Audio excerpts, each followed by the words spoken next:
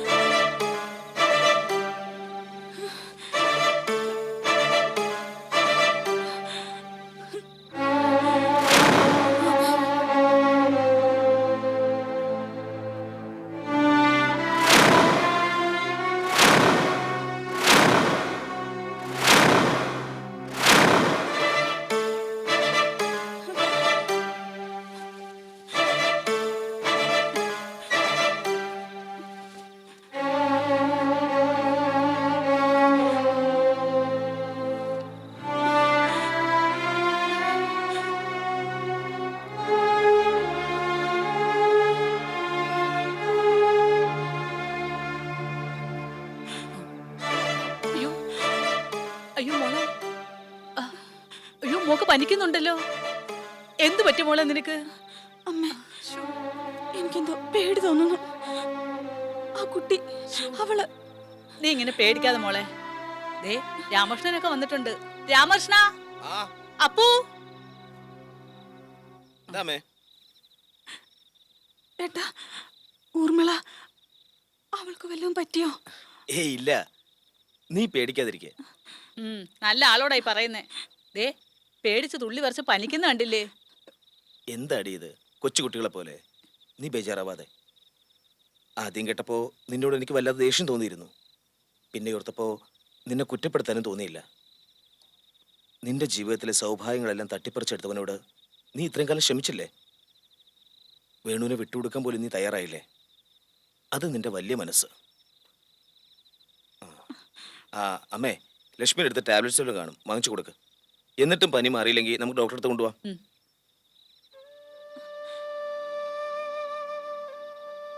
ഊർമിള എവിടെയാ ഉള്ളത്? ചേച്ചി പിന്നെ അതിനെ ഓർത്തിരിക്കാതെ വേണുവിനെ മനസ്സിൽ നിന്ന് മാറ്റി കളഞ്ഞതുപോലെ ഊർമിളയും മറക്കുക. നടന്നതെല്ലാം ഒരു ദുസ്വപ്നാണെന്ന് കരുതി സമാധാനിക്കുക. ഒന്ന് ഉറങ്ങി വളരുമ്പോഴേക്കും മനസ്സ് ശാന്തമായിരിക്കും. ചേച്ചി കിടക്ക. ആ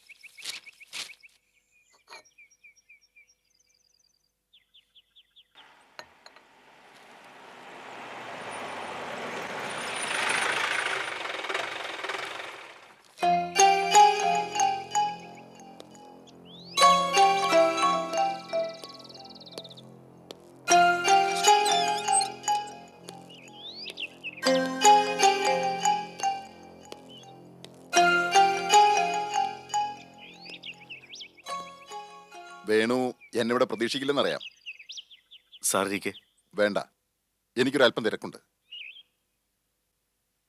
ഒരു കുറ്റബോധം മനസ്സിൽ കിടക്കുന്നുണ്ടാ വന്നത്. വേണുവിനെ കണ്ടൊരു സോറി പറയണമെന്ന് തോന്നി. ഊർമിള മിസ്സായതിന്റെ പേരിൽ വേണുവിന് ഒരുപാട് വേദനിപ്പിക്കേണ്ടി വന്നിട്ടുണ്ട്. തെളിവുകളും സാഹചര്യങ്ങളും തനിക്കെതിരായിരുന്നല്ലോ. ഇപ്പൊ ഊർമിളയെ കണ്ടുകിട്ടി. ഇന്നലെ രാത്രി റെയിൽവേ ട്രാക്കിനടുത്ത് നിന്ന് കൃഷ്ണപ്പണിക്കർ വേണുവിനെതിരെയുള്ള പരാതി പിൻവലിച്ചിട്ടുണ്ട്.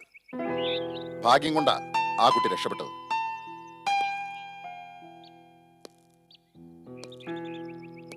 റെയിൽവേ സിഗ്നൽമാൻ വിളിച്ചു പറഞ്ഞ് ഞങ്ങൾ ചെല്ലുമ്പോ തലയ്ക്കടിയേറ്റ് ഒരുപാട് രക്തം പോയ നിലയിലായിരുന്നു. ഇപ്പോ ഹോസ്പിറ്റലിലുണ്ട്. ഞങ്ങൾ അല്പം കൂടി വൈകിയിരുന്നെങ്കിൽ ഒരുപക്ഷെ ഏത് ഹോസ്പിറ്റലാണ് സർ? National hospital. എന്തു പറ്റിയതാണെന്നൊരു അറിവുമില്ല. ഞങ്ങൾ അന്വേഷിക്കുന്നുണ്ട്. ആ, ഏതായാലും ഈ കേസിൽ തന്നെയാണ് എല്ലാവരും സംശയിച്ചിരുന്നത്. പണിക്കര് പരാതിയില്ലെന്ന് പറഞ്ഞതോടെ താൻ രക്ഷപ്പെട്ടു. എന്ത് രക്ഷപ്പെടില്ല സാറേ. എൻ്റെ മനസ്സിനും ശരീരത്തിനും ഏറ്റ മുറിവ് മാറ്റാനാവില്ലല്ലോ. അന്ന് കാല് പിടിച്ചാൻ പറഞ്ഞല്ലേ അവളെ സംരക്ഷിക്കല്ലാതെ മറ്റൊന്നും ചെയ്തിട്ടില്ലെന്ന്. അത് സാർ കേട്ടില്ല. അതുകൊണ്ട് എന്തായി? ഈ കേസിന്റെ പേരിൽ ഇപ്പം നാട്ടിലും വീട്ടിലും ഞാനൊരു ക്രിമിനലിനെ പോലെ അപമാനിക്കപ്പെട്ടു, ഒറ്റപ്പെടുത്തപ്പെട്ടു. എന്ത് ചെയ്യാനാണോ? ഞങ്ങളുടെ തൊഴിലിതായി പോയില്ലേ. ഏതായാലും താൻ ഈ കേസിൽ നിന്ന് ഊരിപ്പോന്നുണ്ട്. സംഭവിച്ചതിനെല്ലാം എനിക്ക് ദുഃഖമുണ്ട്. വേണു, ഒന്നും മനസ്സിൽ വെക്കരുത്. ഞാൻ ഇറങ്ങ കാണാം.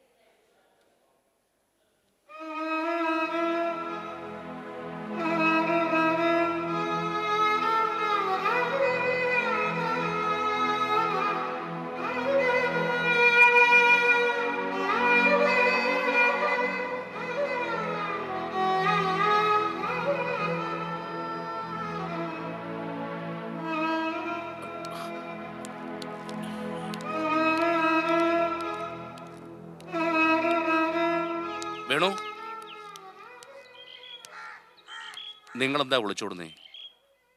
എൻ്റെ മകളുടെ ഭർത്താവിനോട് ഒരുപാട് കമ്മിറ്റ്മെൻ്റ് ഉള്ള ആളല്ലേ നിങ്ങൾ? അയാൾ അവളെ വിശ്വസിച്ചേൽപ്പിച്ചതും നിങ്ങളെ. എന്നിട്ട് അവൾക്കൊരാപത്ത് വന്നപ്പോൾ അവഗണിക്കുന്നത് ശരിയാണോ? മതിയായി സാർ. ആപത്തിൽ രക്ഷകനാവാൻ അവതാര പുരുഷനൊന്നുമല്ല വേണു. എന്നും ത്യാഗിയുടെ വേഷം കെട്ടാനും കഴിയില്ല. എനിക്ക് എൻ്റെ പ്രശ്നങ്ങൾ തന്നെ ധാരാളം. ഇത്തിരി മനുഷ്യത്വ ഉള്ളിലുള്ളതുകൊണ്ട് ഇത്രയൊക്കെ ചെയ്തു. പക്ഷെ അതിൻ്റെ പേരിൽ എൻ്റെ ജീവിതമാണ് തകർന്നത്. എൻ്റെ ഭാര്യ, കുഞ്ഞുങ്ങൾ എല്ലാവരും എന്നെ വിട്ടുപോയി. സാറും എന്നെ മാനസികമായി വല്ലാതെ തളർത്തി കളഞ്ഞു. പക്ഷേ ഇനിയെങ്കിലും സാറൊന്ന് മനസ്സിലാക്കണം. ഊർമിളയെ ഞാൻ ദ്രോഹിച്ചിട്ടില്ല, സംരക്ഷിച്ചിട്ടേ ഉള്ളൂ. അറിയോ? പ്ലീസ്, അക്കാര്യങ്ങളെക്കുറിച്ചൊന്നും ഇനി ഒരു ചർച്ചയ്ക്ക് ഞാനില്ല. നഷ്ടപ്പെട്ടു എന്ന് കരുതിയ മകളെ തിരിച്ചു കിട്ടിയപ്പോൾ ആദ്യം സർവേശ്വരനോട് നന്ദി പറഞ്ഞു. നിങ്ങൾക്കെതിരെ പോലീസിന് നൽകിയ പരാതിയും ഞങ്ങൾ പിൻവലിച്ചു.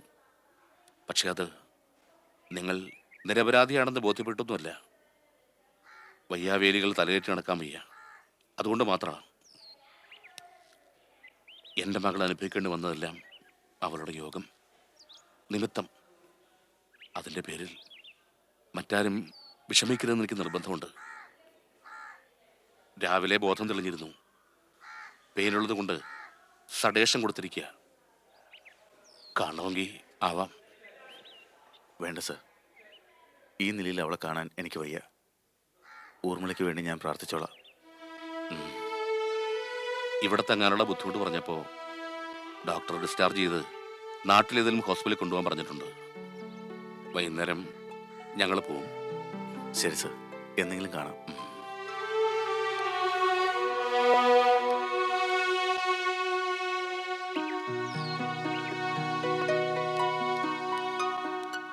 സാറേ, ആ. സാറ് എപ്പോഴാ വന്നേ? കുറച്ചേരായി. ഭാർഗവി അമ്മ എങ്ങനെ അറിഞ്ഞു? ഒക്കെ അറിഞ്ഞു സാറേ. കേട്ട പാതി കേൾക്കാത്ത പാതി ഇങ്ങ് പോരുകയും ചെയ്തു. ഊർമിള കുഞ്ഞിനെ ഈ നിലയിലൂടെ ഇട്ടിച്ചു പോകാൻ തോന്നുന്നുമില്ല. പറ്റുമെങ്കിൽ എന്നോട് കുഞ്ഞിനെ നോക്കാൻ കൂടെ ചെല്ലാൻ പറഞ്ഞു. എനിക്ക് നല്ല സുഖമല്ല സാറേ. കുറച്ച് ദിവസത്തേക്ക് എൻ്റെ മോളെ അയക്കാന്ന് പറഞ്ഞു. ആയിക്കോട്ടെ, അവർക്കൊരു സഹായമാകുമല്ലോ. ആ. എന്തെങ്കിലും ആവശ്യം വരുവാണെങ്കിൽ മോളോട് എന്നെ വിളിക്കാൻ പറഞ്ഞാൽ മതി. ഓ, ആ.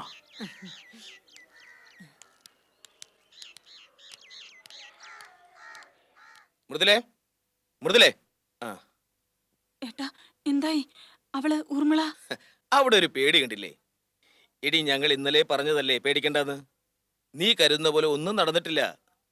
ഊർമിളയ്ക്ക് ഒരാപത്തും പറ്റിയിട്ടില്ല. അവള് രക്ഷപ്പെട്ടു. ഈ പറഞ്ഞ നേരണോ ഏട്ടാ? പിന്നല്ലാതെ. രാവിലെ സ്റ്റേഷനിൽ നിന്ന് കോൺസ്റ്റബിൾ ശശി ആ പെങ്കൊച്ചിനെ കണ്ടുകിട്ടിയെന്ന് വിളിച്ചു പറഞ്ഞിരുന്നു. ഗുരുതരാവസ്ഥയിലോ മറ്റോ ആയിരിക്കുമെന്ന് സംശയിച്ചാ നിന്നോട് പറയാതെ പോയത്. ഹോസ്പിറ്റലിൽ ചെന്ന് ആരുടെയും മുന്നിൽപ്പെടാതെ മാറി നിന്ന് കണ്ടു. വലിയ കുഴപ്പമൊന്നുമില്ല. കുറെ ചോര വാർന്നു പോയതിന്റെ ക്ഷീണവും വളർച്ചയും മാത്രമേ ഉള്ളൂ. ഈശ്വര, നന്ദി. ഇപ്പോഴാ ശ്വാസം ഒന്ന് നേരെ വീണത്. ഞാൻ ശരിക്കും പേടിച്ചു പോയിരുന്നു. അവൾക്ക് വല്ലതും പറ്റിയിരുന്നെങ്കിൽ ഓർക്കാൻ പോലും വയ്യ. മുറിവേറ്റ് ബോധമില്ലാതെ കിടക്കുന്ന അവളെ കണ്ടപ്പോ സത്യത്തിൽ ഞാനും ഒപ്പം പേടിച്ചു പോയിരുന്നു. ഇത്ര പെട്ടെന്ന് ഈ മരണത്തിൽ നിന്ന് ഊരിപ്പോരാൻ പറ്റുമെന്ന് കരുതിയതേ അല്ല. ഏതായാലും ദൈവം പള്ളിക്കരുകാരോടൊപ്പം ഉണ്ടെന്ന് ഇപ്പൊ ബോധ്യമായി. ആ, വേറെയും വിശേഷമുണ്ട്. ഊർമിളയുടെ അച്ഛനും അമ്മയും എത്തിയിട്ടുണ്ട്. പക്ഷെ വന്ന ഉടനെ അവരൊരു വൃത്തികെട്ട കാര്യം ചെയ്തു. വേണുവിനെതിരെയുള്ള പരാതി അങ്ങ് പിൻവലിച്ചു. ഈ കേസിന്റെ പേരിൽ അവൻ ഇനിയും കിടന്ന് ചക്രശ്വാസം വലിക്കുന്നത് കാണണമെന്ന് കരുതിയിരുന്നപ്പോഴാ അയാളുടെ ഒരു കൂത്താഴത്തെ ഇടപാട്.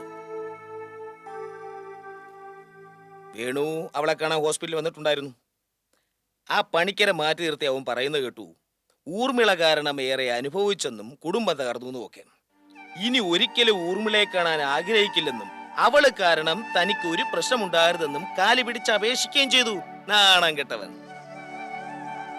ഭാര്യയും മക്കളെയും മറന്ന് കുറെ കാലം ആ പെണ്ണിനെ കൊണ്ട് നടന്ന് പൊറപ്പിച്ചിട്ട് നാട്ടിലും വീട്ടിലും നാറാണക്കല്ലെടുത്തപ്പോ തലയുരാനുള്ള അവന്റെ ഒരു ചങ്കൂറ്റം കൊള്ളാം. എന്താ നിന്റെ പേടിയും ടെൻഷൻ ഇപ്പോഴും മാറിയില്ലേ? എടി, നീ അവളെ ഉപദ്രവിച്ച കാര്യം ആരും അറിയാൻ പോണില്ല. സ്വബോധമില്ലാത്ത പെണ്ണിന് പോലും നാളെ എന്താ ഏതാ സംഭവിച്ചെന്ന് ഒരു പിടി ഉണ്ടാവില്ല. പിന്നെ അവളുടെ കാര്യം പറഞ്ഞ് നീ ഇനി ഇവിടെ ഒരു സീൻ ഉണ്ടാക്കരുത്. പറഞ്ഞേക്കാം. ആ, മീറ്റിംഗ് ഉള്ളതായിരുന്നു.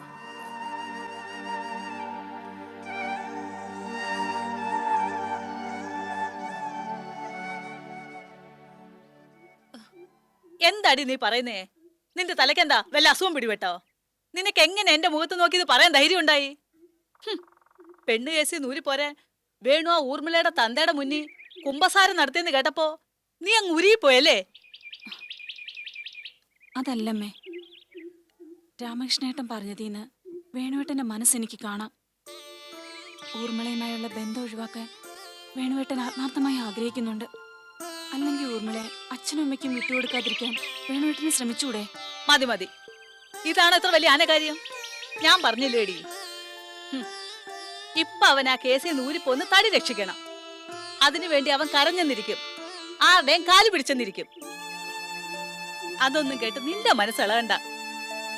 അമ്മേ, പറ്റിപ്പോയ തെറ്റുകൾ തിരുത്താൻ വേണുവേട്ടൻ ഒരുപക്ഷെ ആത്മാർത്ഥമായി ആഗ്രഹിക്കുന്നുണ്ടാവും.